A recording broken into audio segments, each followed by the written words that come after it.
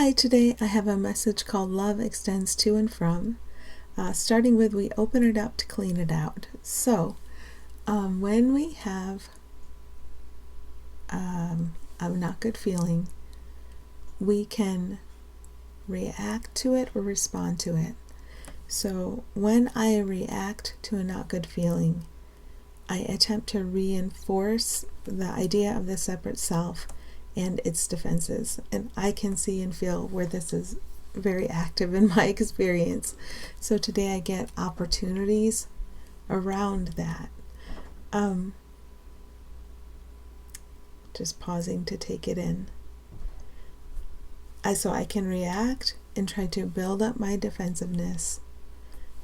At the same time, though, the repeated lesson that came before this was the way to go through it is not to decide defenses are bad and rip down your defenses, but just to take an honest look at them as they come up and find one thought, in your fence that you've built around your separate self, and set it down for a moment and look toward another place.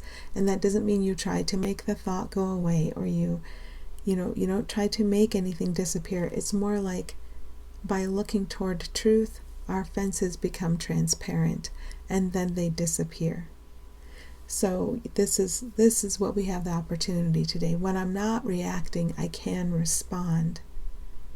And when I'm just looking at the defensiveness instead of using it as a device to keep what I call me in and to keep what I call everything else out, then my heart is open.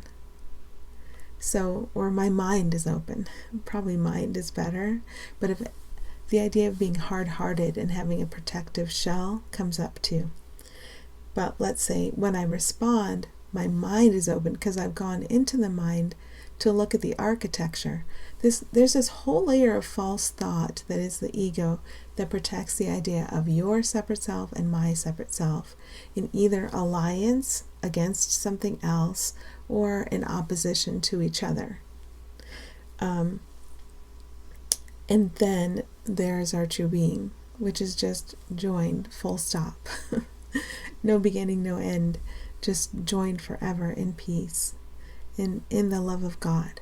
So what we're becoming open to is remembering ourself, our shared self, as it truly is and always has been, and coming to the understanding that we can't change that shared self in any way, no matter what illusions we're experiencing right now, no matter what ego thoughts we believe that cause the perception of the illusion that we are these separate selves. So if we go into the mind, there's this whole layer of false thought, of ego thought, and if you come at this from a devil perspective, then you would call that the temptation of the devil, and then from the perspective of joined self or the illusion of separate selves in either special alliance against something they call else or in opposition to each other, is actually the same thing. So when we get under this layer of false thought, which is it's not even our actual mind, that's the illusion. That whole layer of false thought is the illusion. Then we get down into the reality, and we spend time in the reality, in prayer, in meditation, in simple, frequent reorientation toward what is real. Then experience is given a chance to come to us that reminds us powerfully of who we are and who everyone we call else is. And if the experience seems to be not at all that, very disturbing, it's kind of on the pathway. We've been caught in so much reactivity. It may seem we experience some very strong reactivity or disturbance before we get into our sane mind. There's this false mind with all the thoughts that make illusion. Then there's our sane mind, where we allow to come upon the scene an illusion that shows us all very clearly the innocence, the eternal innocence of everyone we're calling else. And then we can recognize the eternal innocence of the one we're calling ourselves. So when we learn to respond to anything at all, instead of react to it, we're either reinforcing the idea of our separate self or going within to allow the self we are together to step forward, to be made clear and obvious to all of us. So when we open up and respond instead of reacting, then we are allowing the whole layer of false thought to be cleared from our minds. And we're kind of trained to think this layer of false thought, action and reaction, I need these defenses, I need to keep thus and such safe. We're used to this action and opinion layer. But action doesn't go away. And when we receive and accept the illusion that shows us that everyone we call else is innocent, and that helps us recognize the one right here is innocent. What is real is here and always has been here. So allowing the false thought to go away doesn't mean that you or anyone you call else goes away. We've always been here together in our actual shared mind. And all these little protrusions of my mind versus your mind has just been a mistake I've made. I've accepted these ego thoughts that has caused perception and experience, but it's not the perception and experience I need to hang on to. It's more looking toward what can't be washed away. What can't I let go of, even if I tried? Then let's focus on that. That's where we're together. That's our innocence. So every time we have a moment of reactivity, we can allow the mind to be opened up, and we can allow spirit to sweep it free, to clear up any misperception, sweep it free of anything that's interfering with our seeing each other accurately. Okay, ego sense thought, anticipating people's approval and disapproval.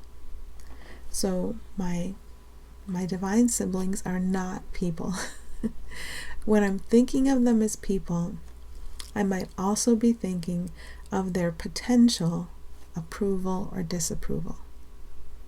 And when I'm in that space, it's one of these very good opportunities to open the mind, to have it cleaned out, instead of trying to close the mind with a plan of action to protect what I call my separate self, or reinforce what I call your separate self.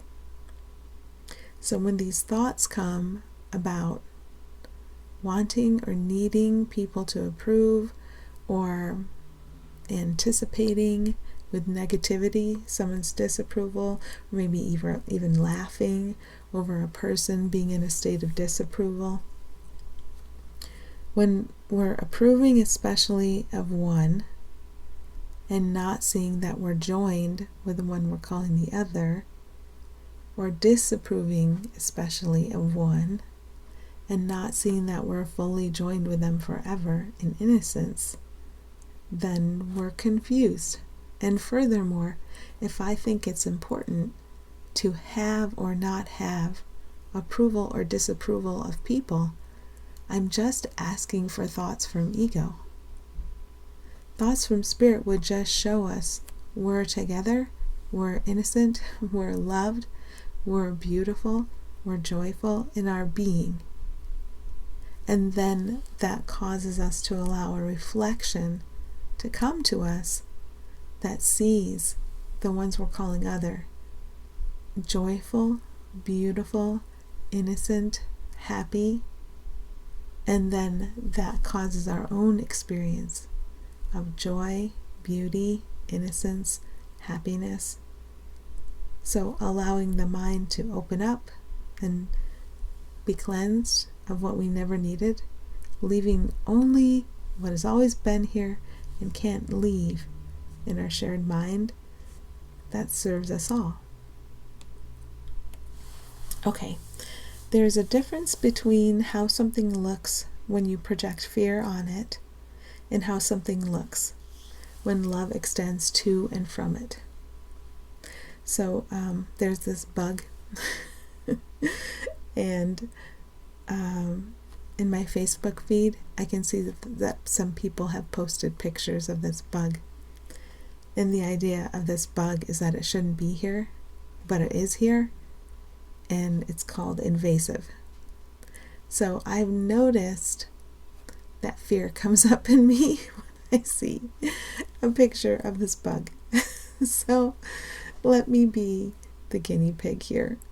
Okay, so there's a difference between how this bug looks when I project fear on it and how this bug looks when love extends to and from.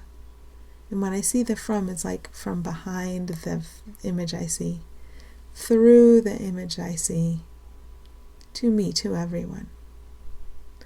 And it's kind of the same with me. The love isn't extending from my body. It's not extending from my personality. It's not coming from my past. It's coming from what I am. And if you just look at I am and think of God or what's real or the power we all share or the most powerful thing there could be, all of that's kind of synonymous. Okay, that's where the love comes from. So it's kind of like behind the body personality combo that I'm not and never can be, to and through the image of the bug. And then, of course, the mirror image, the love, coming to me, and it's not a threat. And on this journey, when every threat we think we see is actually love, but we have distorted it and fought against it. So that's why it's helpful to go slow and consider things thought by thought. Would I go out and do any special advocacy on behalf of the bug or against the bug? No. And if I see anyone else doing that, that's irrelevant. That's irrelevant because who I'm looking upon is not the personality-body combo and what that body's doing or saying. Who I'm looking upon is my fellow being. And their nature, eternally, is beauty, peace, joy, and innocence. And as I remember that, I call it forth and I allow it to extend to me. And as I remember that, I allow myself to recognize that my nature is theirs. I am what they are, eternally, with them. And I couldn't ever be apart from them. Whether they're someone speaking for or against a bug, or whether they're the bug itself, it's all the same thing. So that's the opportunity I have when I look upon anything and I get the sense that I want to fight love. Because a not good feeling is actually thinking it's a great idea to distort love. And do I know the first thing about the bug, or about anything in time and space, or about any of the body personality combos that seem to move about here? I don't. But that's where my freedom is. Because in any moment, whatever it is, whatever role I need to play, whatever it is I need to think, say, or do, is allowed to come to me. If I keep that mind open and if I'm not pouring all my energy into protecting the idea of this separate self is interacting with your separate self, or that bug's separate self. And so we can trust the togetherness. We can trust where we're joined. And the ego can't make any sense at all out of that place where everyone is joined as one. And that's a good thing. But as we learn to look toward this place and acknowledge it and rest in it, that's where the thoughts can come to us that help us through and out of this nightmare we made. Okay. And maybe I should say I take responsibility. Okay, to be addicted to ego thought is to seek one of the up-down emotions on ego's scale of reactivity to illusion. So, ego offers us an up-down scale of reactivity to illusion. I can react to illusion positively, and I can react to illusion negatively. And in ego's world, everything seems great when my drug supply is on the upside of this scale, and everything seems bad when my drug supply is on the downside of this scale. Let me just take a minute. And then if I look out upon those I'm calling other,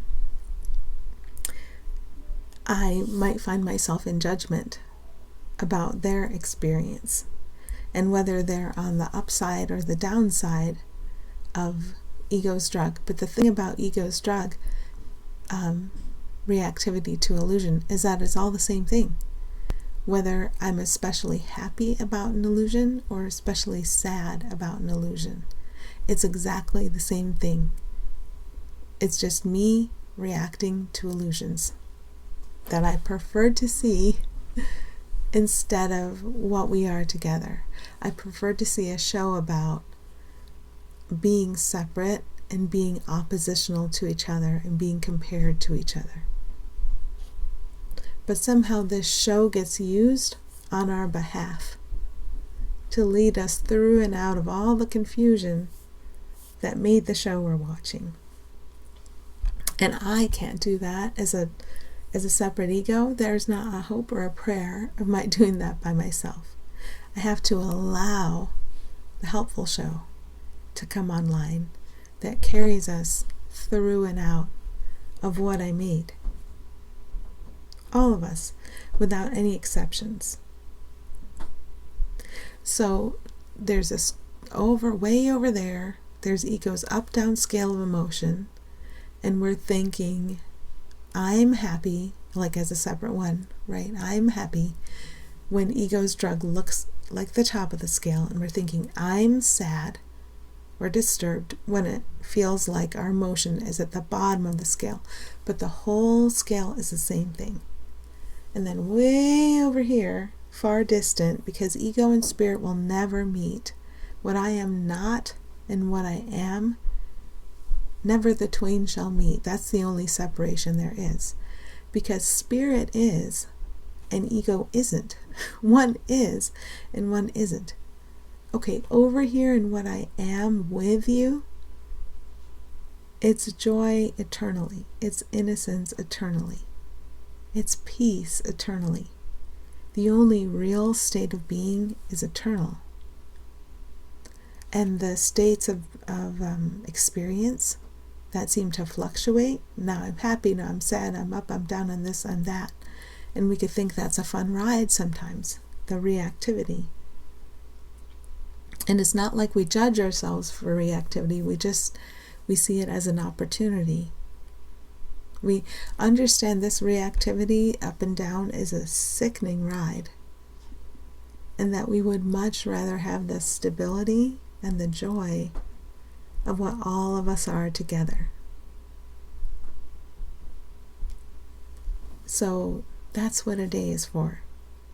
To learn to rest in the state of being we share with all beings, and to value that, and to learn to set aside the up-down addictive scale of emotion that ego offers us. Does that mean we're emotionless robots? Well, it depends on how you're thinking of emotion. Because, emotion has been criticized, emotion has been elevated. But if we're reacting to illusions, we're not making much sense.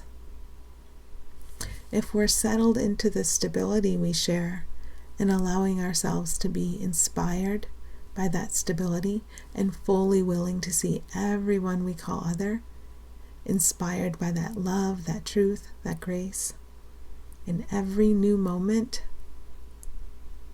there's a sane place to be. So we can recognize where we actually are and rest there and allow everything to come from there. Or we can engage in our familiar addiction of up-down emotion. We always have that choice. Okay, think of being pleasantly surprised because the ego is very much about predicting disaster and then telling me how I can do some rituals to avoid that disaster and keeping me busy. So when I begin to watch my thoughts, this becomes very clear to me how ego predicts disaster, but it tells me if you do these rituals, then you will not experience disaster. So we're just kind of caught in the up-down scale of ego emotion, in the rituals, and totally shut off to the beauty of this moment and what this moment can give us in every moment of our day, because we love each other.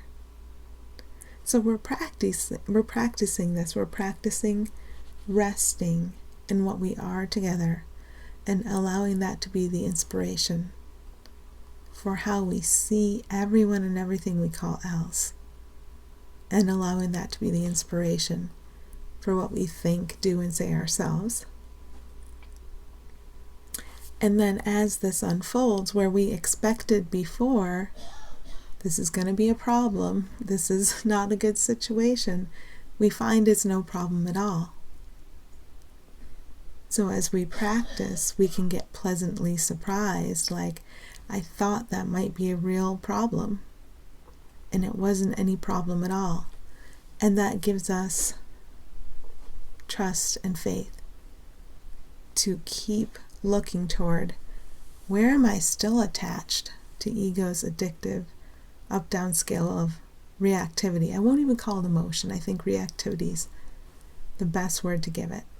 And I'm not going to use the word emotion to refer to what is actually available to us, the joy that will never leave us, although we could cover it up with ego thought and distort our experience of it. I'll call that awareness. And we'll just leave emotion out of it for the moment until it can get repurposed appropriately for the benefit of everyone and ourselves together. So our practice today is noticing the reactivity, remembering the alternative of resting in the actual state of being we will always share no matter what, in joy, in peace, in love, and allowing that joy, peace, and love to be in charge of how we see everything, of our experience, of how we experience the one we call ourselves, of what we think, of what we say, of what we do, of what we perceive everywhere. We allow what's actual, what's eternal, what is life itself, and what cannot pass away to be in charge of all perception, all thought. And there we are. We're resting in peace together. So this is always our opportunity today. And wishing you well. Thank you.